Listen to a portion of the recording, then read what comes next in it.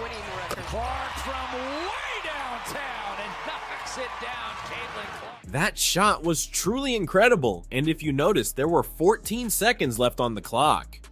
She had time to work the play, but this girl has unimaginable confidence, and it's not just in her shots. Look at this play.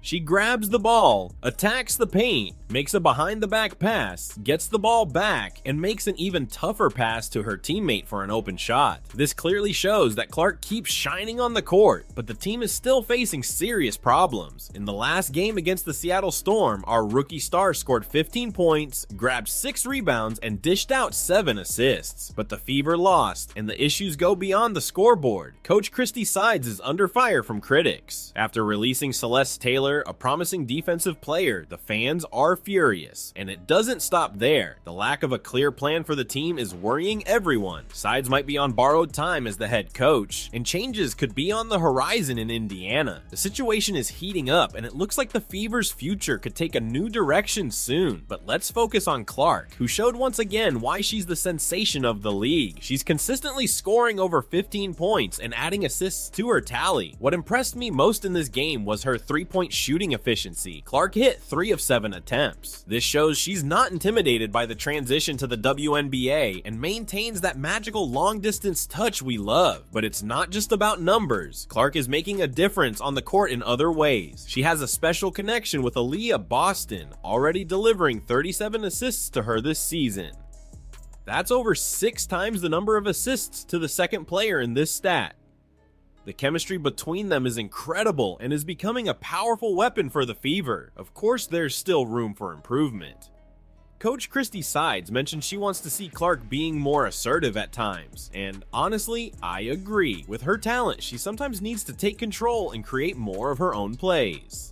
Despite the loss to the Storm, it's clear that Caitlin Clark is the future of this franchise. She's quickly adapting to professional play and is already one of the team's leaders on and off the court. If the rest of the Fever can keep up with her pace, I'm sure we'll see many victories ahead. But the Fever's defensive problems are hindering the team's progress. In the game against the Storm, it was clear that defense is the team's Achilles heel. The Storm scored 30 points just in the first quarter. That's a lot. One of the biggest issues was the inability to contain Jewel Lloyd. She finished with 34 points, hitting 6 of 9 three-pointers. The Fever's defense just couldn't find an answer for her.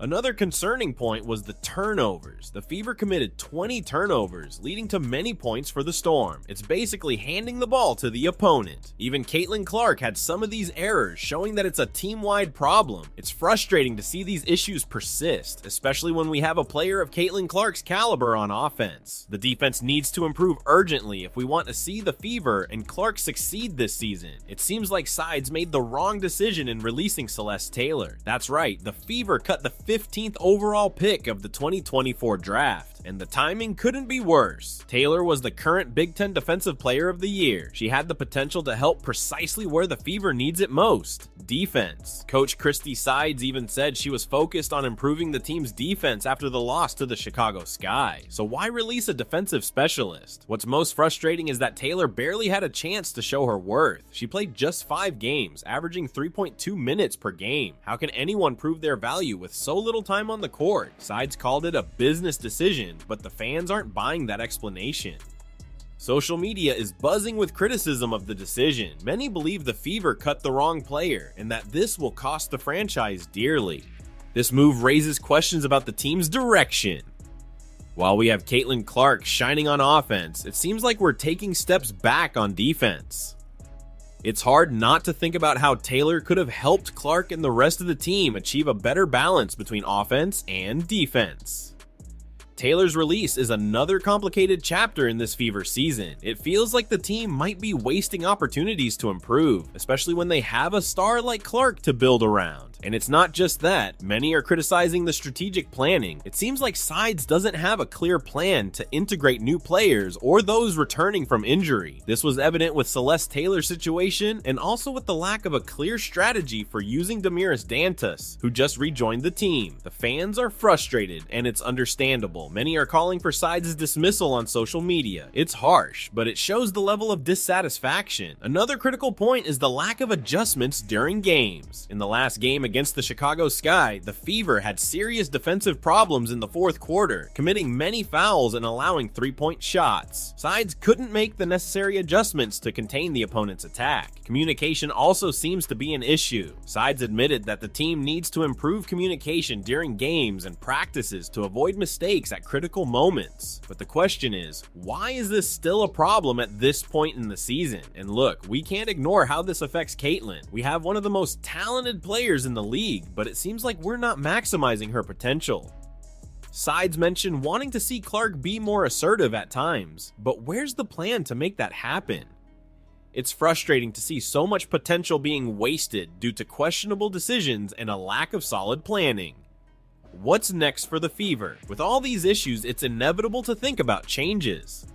First, the coaching staff. If Christie Sides can't turn things around quickly, we might see a change in leadership. The fans' pressure is increasing, and the Fever's management might decide it's time for a new approach. It wouldn't be surprising to see a new coach before the season ends. As for the roster, we can expect more changes. The release of Celeste Taylor showed that the team is willing to make bold moves. We might see more trades or releases in the coming weeks, especially if the defensive performance doesn't improve. In the next games, I hope to see tactical adjustments. The Fever urgently needs to improve their defense and reduce turnovers. Maybe we'll see new formations on the court or changes in the defensive system. Clark's development will be crucial. She's already playing at a high level, but still has room to grow. The Fever needs to find ways to make her even more comfortable leading the offense while improving defensive support.